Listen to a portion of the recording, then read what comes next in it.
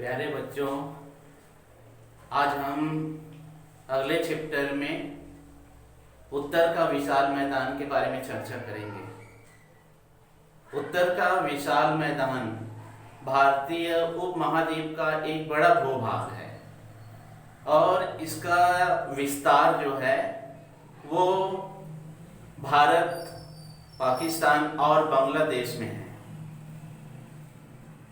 ये सिंधु नदी घाटी पश्चिम में स्थित है, मध्य में गंगा घाटी और पूर्व में ब्रह्मपुत्र नदी घाटी तक के फैला हुआ है।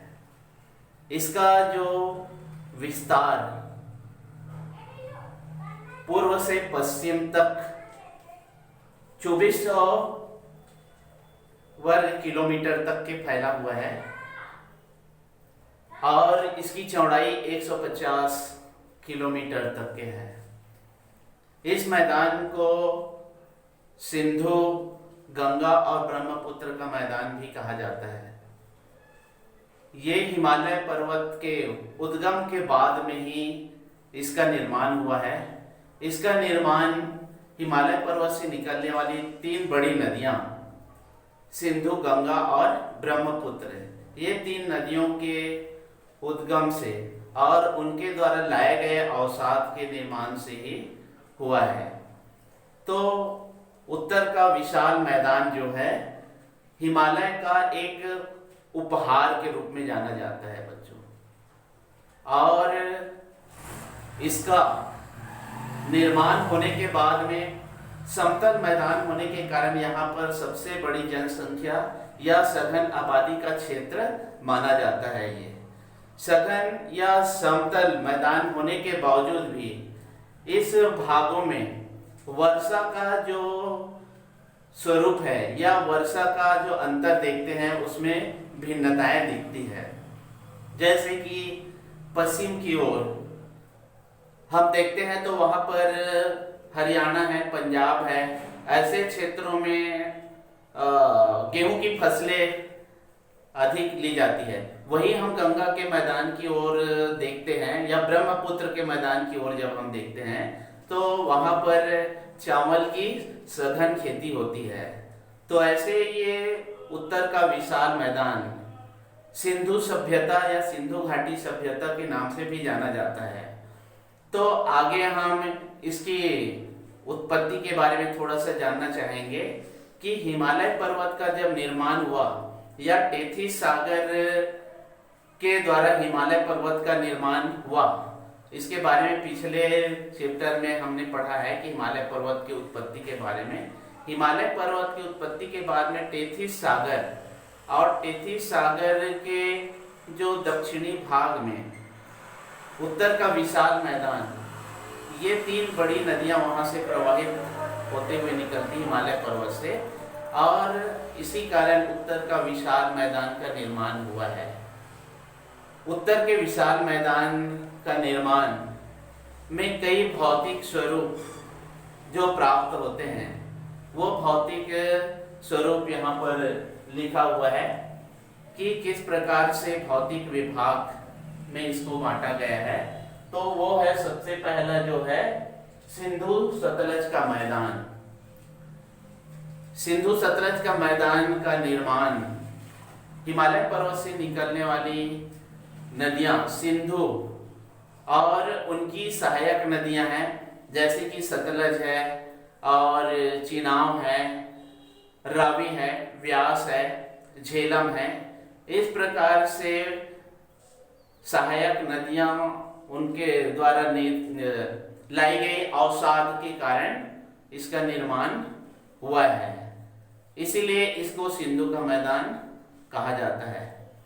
इसका अधिकांश जो भाग है, सिंधु का मैदान का अधिकांश भाग पाकिस्तान की ओर ज्यादा दिखाई पड़ता है और इनके द्वारा कई प्रकार के जो स्थलीय बनावट या स्थलाकृति का निर्माण होता है, जिसको बेट भी कहा जाता है और दोआब कहा जाता है, और 5 नदियां यहाँ पर प्रवाहित होती, इसलिए इसके क्षेत्र को पंजाब भी कहा जाता है।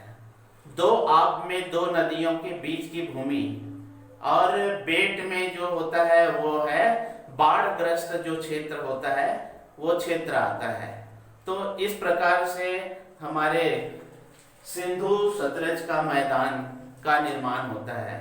प्राचीन सभ्यता का विकास इसी मैदान पर देखने को मिलता है, या प्राचीन जो समय में सिंधु घाटी सभ्यता का जो निर्माण हुआ या विकास हुआ इसी के आधार पर हुआ है। तो इस प्रकार से सिंधु का जो मैदान है वो बहुत उपजाऊ माना जाता है। उसके बाद में आ जाते हैं गंगा का मैदान। गंगा का जो मैदान है इसका निर्माण भी हिमालय पर्वत से प्रवाहित होने वाली जो मुख्य नदी गंगा और उनकी जो सहायक नदियां हैं जैसे कि घाघरा है, गंडक है, कोसी है, यमुना है, ऐसे जो नदियां हैं इनके द्वारा ये गंगा के मैदान का निर्माण हुआ है। तो इस प्रकार से उत्तर का विशाल मैदान का निर्माण देखने को मिलता है। उत्तर का विशाल मैदान का जो निर्माण देखने को मिलता है, यहाँ पर सबसे ज्यादा सघन आबादी का क्षेत्र और ये सबसे ज्यादा उपजाऊ भूमि होती है। यहाँ पर धान की सघन पैदावारी होती है और समतल मैदान होने के नाते ये जो भाग है परिवहन या आवासीय भूमि के रूप में या उद्योगों के निर्माण के लिए यह सबसे ज्यादा प्रसिद्ध है। तो गंगा का जो मैदान का निर्माण आज से कई वर्ष पहले इसका निर्माण हुआ है। गंगा के मैदान का जो क्षेत्र आता है या इनके द्वारा या अवसाद जो होता है उनका जमाव या निक्षेप के द्वारा जो निर्मित होता है वो ऐसे भूभाग होता है।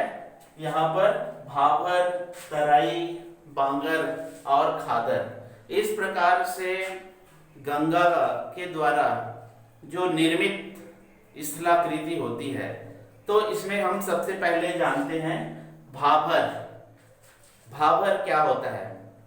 भाबर एक ऐसा स्थलाकृति है जो नदियों के द्वारा लाए हुए बड़े बड़े चट्टान को लाकर जमा करते जाती है नदियों के द्वारा, और लाने के बाद में उसको एक मैदानी क्षेत्र में जमाव करते जाती है। जमाव करने के बाद में नदी का जो जल होता है वो उन चट्टानों के भीतर से प्रवाहित होते हुए निकल जाती है। इसको भाबर कहा जाता है। उसी प्रकार से तराई का क्षेत्र है। तराई के क्षेत्र में जिस प्रकार से भाबर से निकली हुई जो नदियां या चट्टानों के भीतर से प्रवाहित होते हुए निकलने वाली जो नदियां हैं वो आगे बढ़ती है, और बढ़ने के बाद में मैदानी क्षेत्रों में जब आती है तो मैदानी क्षेत्रों में आने के बाद वो जो भाग दलदल युक्त हो जाता है या दलदली हो जाता है, तो ऐसे क्षेत्र को तराई क्षेत्र कहा जाता है। उसके बाद में आता है बांगर।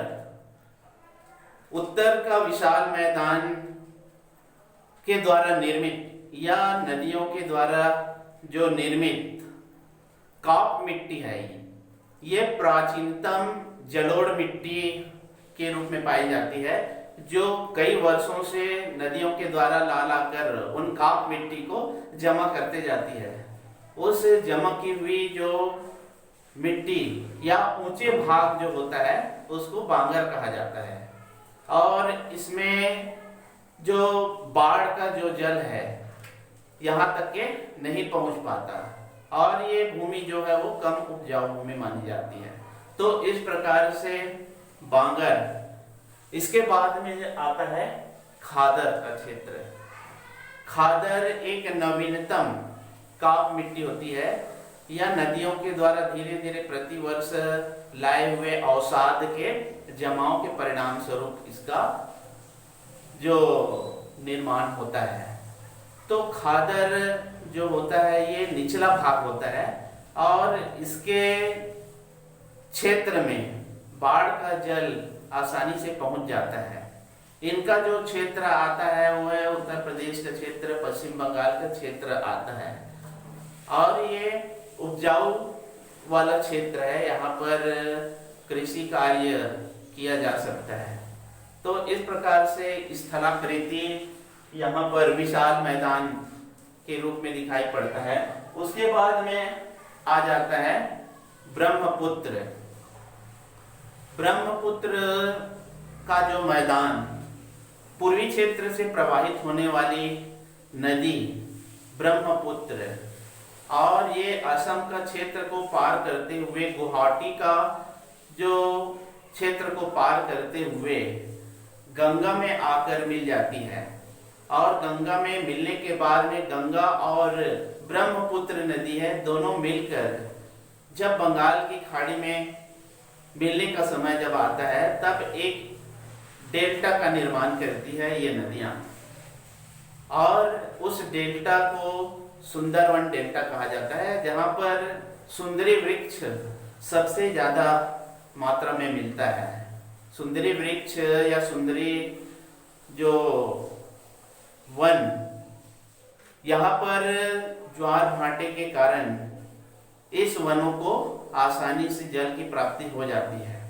तो ब्रह्मपुत्र नदी भी पूर्व की ओर से प्रवाहित होते हुए ये नदी बंगाल की खाड़ी में गिरती है और इन्हीं नदी के द्वारा एक बड़ा भूभाग का निर्माण किया जाता है, जिसको ब्रह्मपुत्र का मैदान भी कहा जाता है। ब्रह्मपुत्र का जो मैदान है, इन भागों में कृषि कार्य के साथ साथ यहाँ पर ढलान वाला जो भाग है, ढलान का जो भाग है, उस भाग में बड़े बड़े चाय के बागान देखने को मिलता है। तो इस प्रकार से हम उत्तर का विशाल मैदान के बारे में आज जानकारी दिए हैं। तो उत्तर के विशाल मैदान का महत्व, बहुत बड़ा महत्व है उत्तर के विशाल मैदान का। तो वो सबसे पहला जो महत्व है उत्तर का विशाल मैदान का, ये भूभाग हमारे संपूर्ण जो भारत का 1/4 भाग ये क्षेत्र आता है, और इस भाग में सबसे ज्यादा धान की खेती होती है या अनाज का उत्पादन यहाँ पर होता है। दूसरा जो आता है, यहाँ पर समतल मैदान होने के कारण यहाँ पर परिवहन के साधन या छोटे छोटे उद्योग या यहाँ पर जनसंख्या का आधिक्य देखने को मिलता है। ये क्षेत्र हिमालय के तराई क्षेत्र आता है, इसलिए यहाँ पर जो धार्मिक स्थल या यहाँ पर पर्यटन स्थल के रूप में भी इसको जाना जाता है। उत्तर का विशाल मैदान में 3 बड़ी नदियां प्रवाहित होते हुए जब आती है तो इन भागों में विद्युत उत्पादन होने के कारण यहाँ पर पनबिजली का निर्माण होता है और आसानी से उद्योगों को बिजली की प्राप्ति हो जाती है। तो इस प्रकार से उत्तर का विशाल मैदान का बड़ा महत्व है। इसके साथ साथ ये जो क्षेत्र है, पर्यटन के साथ साथ स्वास्थ्यवर्धक जलवायु का क्षेत्र भी माना जाता है। स्वास्थ्यवर्धक जलवायु यहाँ पर देखने को मिलता है, प्राकृतिक सौंदर्य से भरा पड़ा हुआ है। तो ऐसे हमारा उत्तर का विशाल मैदान हमारे संपूर्ण भारत का एक बड़ा भूभाग और प्रमुख अंग के रूप में माना जाता है। धन्यवाद।